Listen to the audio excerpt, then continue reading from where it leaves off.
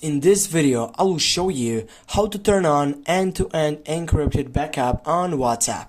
First, you need to launch your application. When you get up right here on your chat selection, you need to tap on the three dots on your right upper side. Then select the last selection, which is settings. Right from here, you need to scroll down and go for chats on the second button. When you get up on the second button, you need to scroll down and simply go by chat backup selection. Right from there, scroll down, go again on the second side, and from here just you can take over and look up this description, which is from WhatsApp, and then just go turn on.